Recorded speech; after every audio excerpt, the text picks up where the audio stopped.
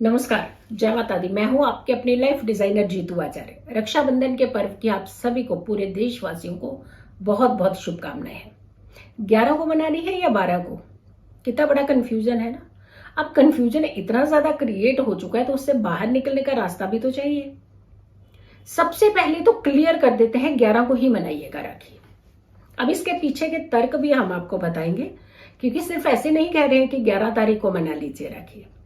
11 तारीख को मनाने के पीछे तर्क जो हैं वो हम आपको बताने जा रहे हैं कि आपने क्यों 11 तारीख को ही रक्षाबंधन का त्योहार जो है वो मनाना है। धर्म सिंधु के अनुसार ये कहा गया है कि अगर कोई भी तिथि सूर्य उदय से लेकर के 6 घटी तक रहती है तो कोई भी त्योहार उस दिन मना सकते हो आप। और खास करके इस बार के रक्षाबंधन की बात कर रहे हैं। और अगर के 6 घटी से कम हो रही है तो आपने अपने पिछली तिथि जो है उसे ही लेना चाहिए। उसी समय ही आपको रक्षाबंधन का त्योहार मनाना चाहिए। अब सूर्य उदय से 6 घटी की जब हम बात कर रहे हैं तो आप ये मान के चलिए कि जैसे हम 1 घटी की बात करते हैं, अप्रोक्सीमेट पे आप चलते हैं, बड़ा सिंपल साधारण तरीके से अगर हम बताते हो, कम से कम कुछ भी नहीं है तो 2.5 से 3 घंटे तक वो तिथि रहनी चाहिए मिनिमम। जैसे सूर्य उदय हुआ उसके 2.5-3 घंटे तक आपकी सेम वही तिथि रहनी चाहिए, ताकि आप अपने त्योहार को उस दिन मना सके सूर्य उदय की तिथि के साथ। उसका कंसर्न आता है। अब जब हम पूर्णिमा तिथि की बात कर रहे हैं, यानी पूर्णिमा तिथि जो है जब रक्षाबंधन का त्योहार शुक्ल पक्ष, श्रावण शुक्ल पक्ष की पूर्णिमा तिथि, जब ये रक्षाबंधन का त्योहार जो है वो मनाया जाता है। अब ये पूर्णिमा तिथि जो है सबसे पहले कहां से शुरू हुई, कहां खत्म हो रही है, ये समझिए। और फिर घटी की बात करते हैं हम, क्योंकि व्यापनी तिथि जो होना, त्रिमूर्त व्यापनी तिथि बहुत इंपॉर्टेंट होती है। अपराह्न व्यापनी त्रिमूर्ति मुहूर्त जो होता है ये बहुत ज्यादा जरूरी होता है। हम हर पहलू को हम आपको बताएंगे। पूर्णिमा तिथि जो आपकी शुरू हो रही है 11 तारीख को 10:38 से, यानी इसका मतलब यह है कि 10:38 से पहले पूर्णिमा तिथि है ही नहीं, तो आप 10:38 से पहले जो है सुबह सुबह आप रक्षाबंधन का त्योहार नहीं मना सकते 11 को। लेकिन हाँ, 10:38 के बाद जो तिथि शुरू हो रही है वो पूर्णिमा तिथि है, शुक्ल पक्ष की श्रावणी पूर्णिमा। और ये तिथि जो समापन होगी 12 तारीख को 7:05 पर। और जो सूर्य उदय का समय है वो 6:30 के बाद के आसपास का समय है। तो इसका मतलब यह हुआ है कि 2.5-3 घंटे तक अगर के हम कहते हैं कि व्यापनी तिथि रहनी चाहिए, आपकी अपराह्न तिथि रहनी चाहिए, और साथ के साथ त्रिमूर्ति मुहूर्त की बात करते हैं, तो है ही नहीं। ये तीनों चीजें का कॉम्बिनेशन जो है वो आपको 12 तारीख को नहीं मिल रहा है।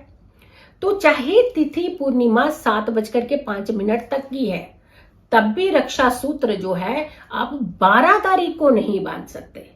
तो यानी 12 तारीख को रक्षाबंधन नहीं मनानी है, आपको 11 तारीख को ही रक्षाबंधन का त्योहार मनाना है। अब एक पहलू हो गया ये। अब दूसरे पहलू की बात करते हैं। और भी बहुत सारे इसके एस्पेक्ट हैं, सिर्फ एक एस्पेक्ट को देख करके नहीं चल रहे हैं। कहा जाता है कि अपराह्न मुहूर्त, व्यापनी तिथि और साथ के साथ त्रिमूर्ति मुहूर्त, ये 3 और पूर्णिमा पूर्ण, ये जो कॉम्बिनेशन अगर पूरा बन जाए तो आप रक्षाबंधन का त्योहार मना सकते हैं। लेकिन भद्रा रहित, यानी भद्रा नहीं होनी चाहिए उस समय। भद्रा में कभी भी रक्षाबंधन का त्योहार नहीं मनाया जाता। अब भद्रा है कौन? सूर्य की पुत्री है वो, शनि की बहन है। और भद्रा काल की बात जब हम करते हैं, कहते हैं अगर भद्रा पृथ्वी लोक की होती है तो आप रक्षाबंधन का त्योहार यानी रक्षाबंधन नहीं बांध सकते अगर वो पृथ्वी लोक पर है, यानी उसका सीधा इंपैक्ट आपके ऊपर है। और अगर भद्रा पाताल लोक, स्वर्ग लोक की है तो आप उस त्योहार को मना सकते हैं। अब 11 तारीख की जब हम बात कर रहे हैं, अपराह्न, दूसरा व्यापनी तिथि, साथ के साथ पूर्णिमा की पूर्ण तिथि। और पूर्णिमा का जब बात आती है हमेशा चांद की बात आती है, यानी पूर्णिमा का चांद, यानी रात्रि की बात आती है। और रात्रि में भी बहुत सारे लोगों को जो डाउट था कि हम इस समय नहीं बांधनी राखी, इस समय बांधनी है, तो क्या करना चाहिए आपको। तो हाँ, आपको बहुत सारी चीजें बताई, मेरी दूसरी वीडियो भी है, आप सारी वीडियोस को प्लीज जरूर देखिएगा, क्योंकि हर वीडियो के अंदर बहुत खास कुछ इंफॉर्मेशन है जो आप तक पहुंचना जो है वो बहुत जरूरी है। क्योंकि क्या होता है कि कई बार हम इंफॉर्मेशन से थोड़ा सा पीछे रह जाते हैं, जिसकी वजह से हमारे बीच में एक डाउट क्रिएट हो जाते हैं कि हम करना क्या चाहिए, हम करें या ना। त्योहार का आप आनंद नहीं ले पाते, क्योंकि कहीं ना कहीं आपके माइंड के अंदर कुछ एक नेगेटिविटी चल रही होती है। त्योहार तो मना रहे होते हैं, बट दिमाग के अंदर एक कुछ ऐसे कहते हैं कोई चीज बैठ गई है कि हमने मना तो लिया, पता नहीं क्या होगा, कुछ हो ना जाए। ये कुछ हो ना जाए ना, ये कभी भी त्योहार को बहुत अच्छा नहीं मनाने देते हैं। शुभता का त्योहार है तो शुभता से मनाइएगा। कुछ खास चीजों का ध्यान रखने की ज्यादा जरूरत होती है, उसमें एक मुहूर्त होता है। मुहूर्त बहुत इंपॉर्टेंट माना जाता है किसी भी कार्य को संपन्न करने में, और किसी भी कार्य में शुभता लाने में मुहूर्त का बहुत बड़ी भूमिका मनाई जाती है।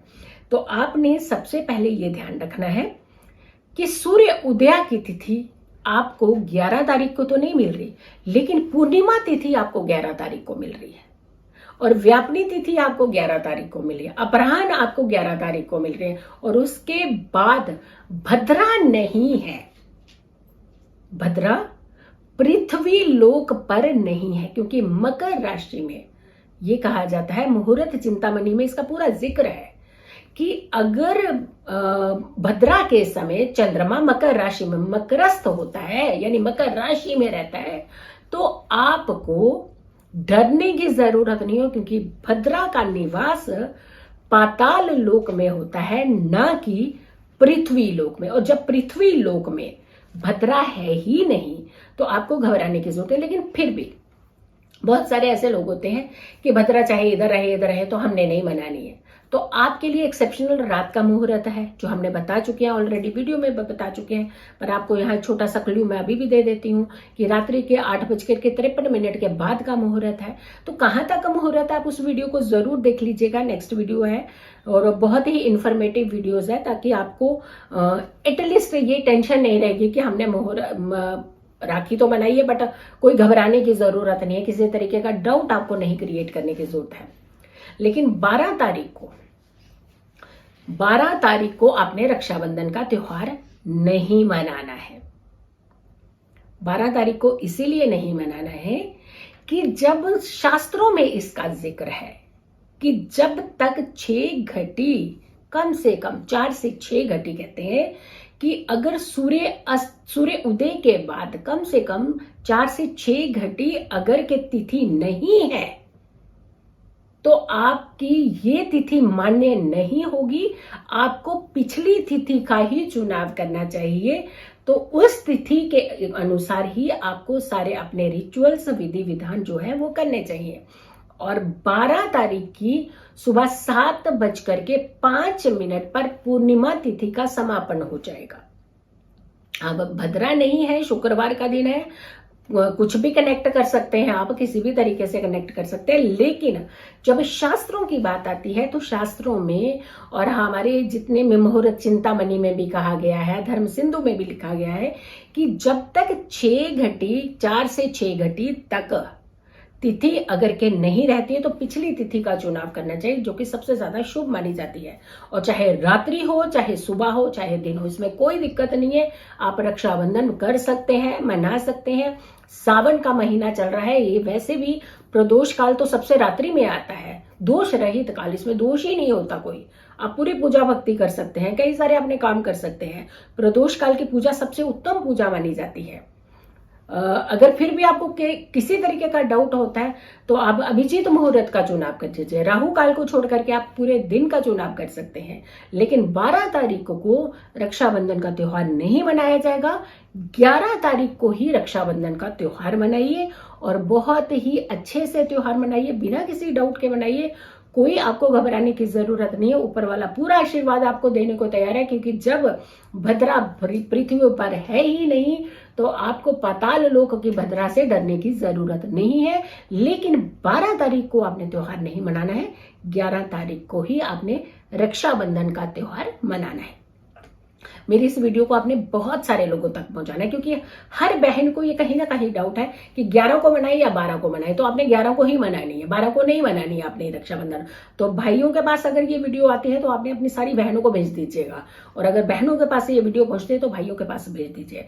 तो बिना झिझक, बिना डरे, बिना घबराए आपने रक्षाबंधन मनाइए, खुशी से मनाइए और पॉजिटिव होकर के मनाइए, ताकि ये बहुत प्यारा सा त्योहार है, इसे बहुत ही प्यार से आपने निभाना है, मनाना है। मेरी इस वीडियो को ज्यादा से ज्यादा लोगों तक जरूर शेयर करना है। मेरी आने वाली हर वीडियो का आपने इंतजार करना है। तब तक के लिए नमस्कार।